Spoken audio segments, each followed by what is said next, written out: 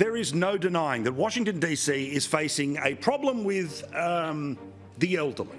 The list of those in positions of power in Congress and the presidency over the age of 80 is amazingly large. Remember, the average person who retires in the United States is just 66 or maybe 67. These people hold on way past 80. And let's be honest, it is an issue on both sides of the political fence. Let's start in the Senate, where Democrat Senator from California, Dianne Feinstein, is 90 years old, and there's no way she's still with it. Meantime, on the Republican side, Senator Charles E. Grassley is 89. In the House, Democrats, Grace F. Napolitano is 86. Eleanor Holmes Norton, also a Democrat, is 86. Still with the Democrats, Bill Parcells Jr. is 86. There's a Republican called Harold Rogers, and he is 85. One of the wildest Trump haters was Maxine Waters. She's a Democrat from California, and she is 84. And even the man who wants to blow it all up and start again with socialism, Bernie Sanders, is 81 years old. And let's not leave off the list the mess that is the leader of the Republicans in the Senate, Mitch McConnell. He is 81, but looks 181. But of course, the big daddy of them all, the Democrat president, Joe Biden, he is 80. He is now the oldest president in US history. Not far behind is Trump, who is, of course, 77. There are so many high-ranking elected officials who are now starting to show signs of ageing. It's a serious concern because these people aren't just there for ceremonial reasons. They run the joint, and they're doing it badly. The baby boomer generation that these guys are part of is holding on too long. I have a healthy respect for people that are, older than me and my parents' age, and I had grandparents and great-grandparents into their 90s. But that does not mean you should be operating at the highest levels of government. The idea that Nancy Pelosi, who, if I'm not mistaken, is 83 years old, is running for re-election, on top of the fact that she single-handedly, well, I'd give it to Gavin Newsom, too. I mean, she destroyed San Francisco, so she has no right to run for re-election anyway. But the point is, go be a grandmother. What is Joe Biden at 81 thinking about running again for? Dianne Feinstein, who's the senator that you referenced, she's, I think, mid-80s at this point. They wheel her out and tell her what to say. These people should step away from politics, but the baby boomer generation, I think there's a couple reasons for it. I think that they had unbelievable wealth and power during the explosion of America economically, say from the 50s, for the last 70 years or so. And they had so much of it that they didn't realize, sometimes you can put down the reins and hand it to the next generation. That's one of the great things that you can do as you age. You can build something and then in a wonderfully decent way, hand it off to the young people behind you. And, you and I, we always joke about being Gen Xers, but it's like, that's why a guy like DeSantis at 40, 44 or 45 years old should be in charge right now. Or it doesn't have to be DeSantis. Look, Gavin Newsom is evil, but at least the age makes sense.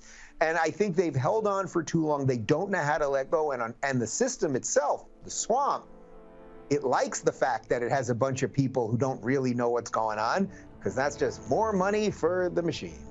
And then Mitch McConnell, I mean, he's up there freezing like he has a computer virus. I mean, Dianne Feinstein, they're whispering in her ear how to vote.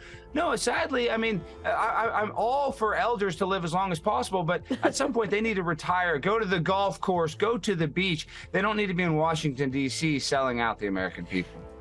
What I will say is right now the Senate is the most privileged nursing home in the country.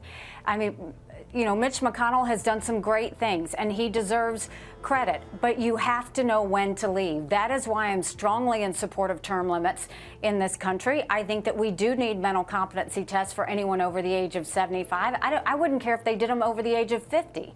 But these are people making decisions on our national security. They're making decisions on our economy, on the border. We need to know they're at the top of their game. You can't say that right now looking at Congress. You can't say that when you have people who stay forever and refuse to leave. It's not healthy for us, and it's showing. It's showing on our country. It's showing in the lack of border control. It's showing in the inflation rise with the spending that's happening. It's showing in the fact that, people feel less safe. That's a big issue. We need to start getting new faces, new voices, younger generations involved in our government, and we need to have everybody else understand when it's time to go. If you get a good leader who's 80, they're going to do just as good job as a good leader who's 50. The difficulty is when you elect somebody when they're 78 to serve a 6-year term, you don't know what they're going to be like when they're 84. That's what this is about. This is not about kicking old people out of the system. It's about providing for the modern realities of life, that people are living longer, but we haven't figured out a way to keep them sharp that much longer, and that you can decline, and people do decline very, very quickly. So this is not looking at the current crop and saying, oh, I wish we could replace Mitch McConnell, or I wish we could replace Nancy Pelosi, but we can't do it in the traditional way, so let's just make up a rule that gets rid of them. That's not what this is about. What I'm trying to do is take advantage of this situation when folks are focused for the first time in a long time on age. I mean, look, across the board, the leadership in both parties is extraordinarily old. I'm 56, and there are some people in the Senate more than 30 years older than I am. So this is a unique moment in time where I think folks across the aisle, folks who not even engaged in politics, are talking about age in a way they haven't done in the past. Now, we could sit here and show you all day examples of Joe Biden falling up the stairs, not knowing what he's doing, or mumbling his way through a press conference. But recently, when he was in Vietnam, this was about as bad as it gets. He just hasn't shared it with me.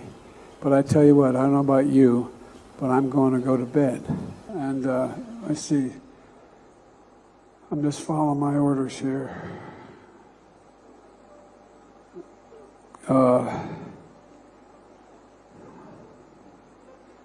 Had access to change it, had access. It wasn't confrontational at all. He came up to me. Thank you, everybody. This ends the press conference. Thanks, everyone. Thank you. Thank you. The machine requires people who don't question it to run it. And the longer you're in the machine, the more the machine takes you over. We know what happens if you try to resist the machine. Well, they'll find a way to either criminalise your behaviour or certainly scandalise your behaviour. Is that part of it too, that one of the reasons why these people stick around so long is because they are no threat to the system when they have been the system for so long? Exactly, which is the funniest part of Joe Biden's existence at this point. If you think about it, go back to the guy that he was VP for, Barack Obama. Barack Obama ran on hope and change. The whole idea was everybody before me was a racist and a bigot and the system's evil and blah, blah, blah. Then you have your years of Trump, post-Obama, and Joe Biden comes in. To me, that was the ultimate signifier that the Obama years were the failure, because Biden, before this presidency, had 47 years between being a senator. I think he was a congressman before that, and then vice president and everything else. He's been as big of a swamp creature as possible. So in some ways, his zombified presence, whatever it is that he is, when he poorly reads off the cue cards, or he calls on somebody that, you know, he's already got the question for, or he reads or poorly reads off the teleprompter, et cetera, et cetera.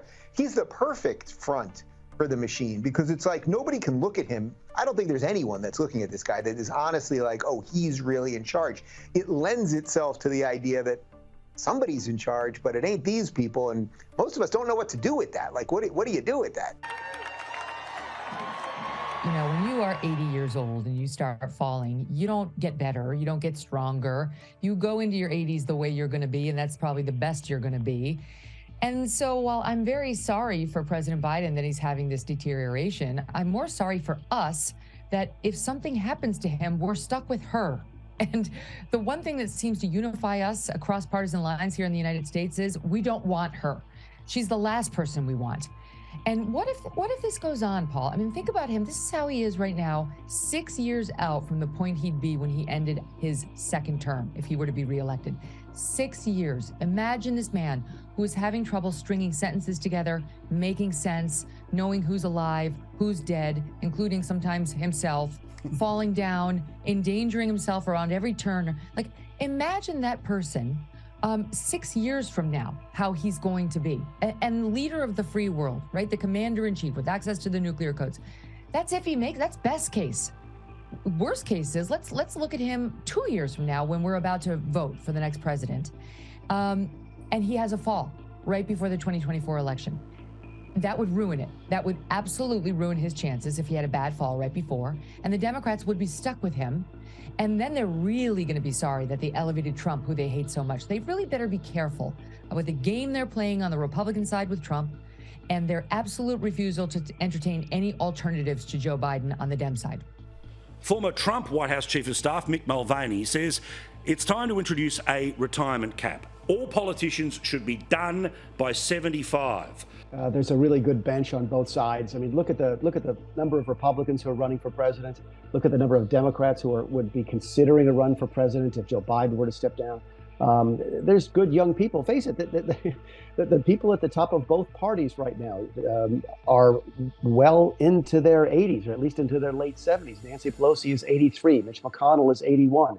She's in the House, he's in the Senate. Joe Biden just turned 80. Donald Trump is 78. There's plenty of folks in their 40s and 50s with 20 and 30 years worth of experience who are ready to step up. But there's a logjam at the top. And again, our system, and this goes to the part about depriving the voters of a choice, our system is very heavily favorable towards incumbents. The power of incumbency is very, very powerful. The number of seats that turn over in our House of Representatives each 2 years is depressingly low. So there is that power of incumbency that a mandatory retirement age would sort of balance out.